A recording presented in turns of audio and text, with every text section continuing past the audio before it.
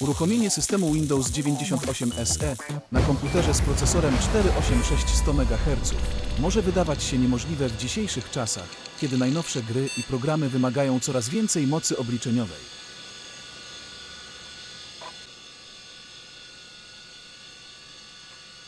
Jednak dla miłośników retro gier i programów, którzy pragną powrócić do lat 90., taki eksperyment może być fascynującym doświadczeniem.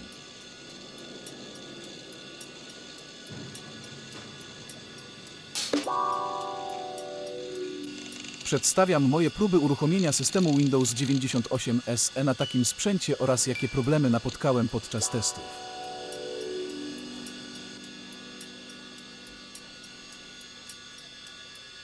Uruchomienie systemu Windows 98 SE na takim sprzęcie może być prawdziwym wyzwaniem, ale jednocześnie dla wielu miłośników retro gier i programów to wyjątkowe doświadczenie.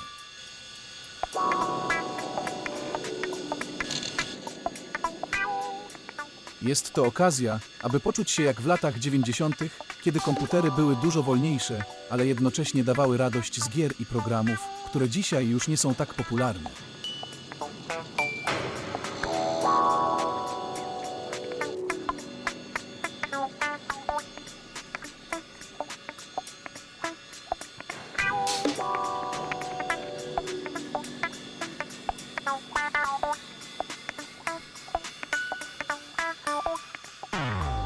Jednym z powodów, dla których osoby te decydują się na uruchomienie systemu Windows 98 SE na takim sprzęcie, jest chęć powrotu do czasów, kiedy na komputerach uruchamiano stare gry, takie jak Doom czy Quake.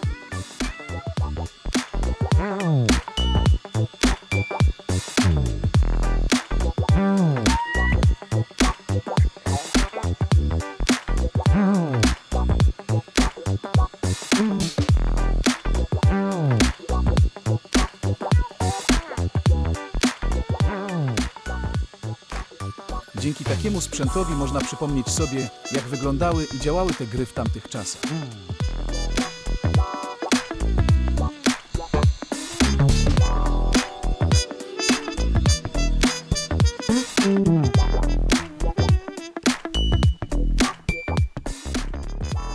To również szansa, aby przetestować starsze wersje programów, które dzisiaj już nie są dostępne, a kiedyś były bardzo popularne.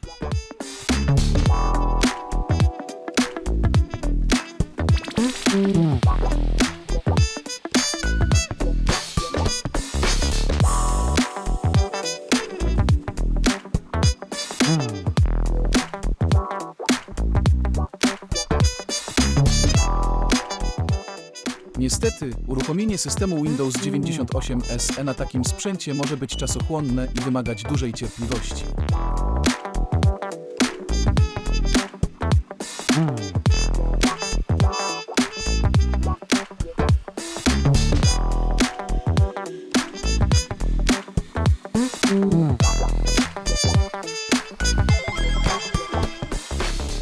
Zwłaszcza przy większych zadaniach, jak rozpakowywanie plików czy instalowanie programów, komputer zaczyna działać bardzo wolno i potrzebuje więcej czasu na wykonanie każdej operacji.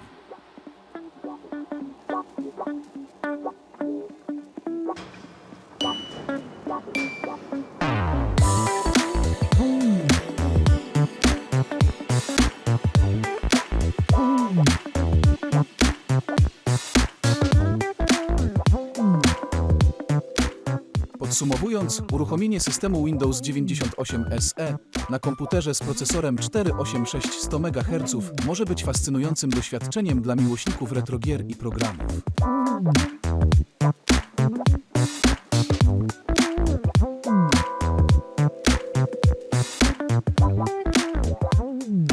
Kiedy już udało mi się zainstalować brakujące sterowniki i zaktualizować system nieoficjalnym Service Packiem, postanowiłem przetestować kilka starszych gier.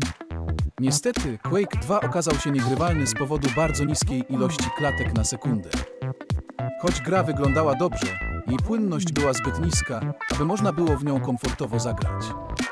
Próbowałem również uruchomić Quake 3 Arena, ale już na starcie wiedziałem, że na takim sprzęcie nie będzie to możliwe.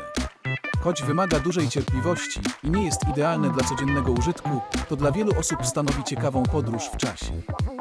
Jednakże, jeśli ktoś szuka rozwiązania do codziennego użytku, powinien zainwestować w nowszy sprzęt, który działa szybciej i jest bardziej responsywny.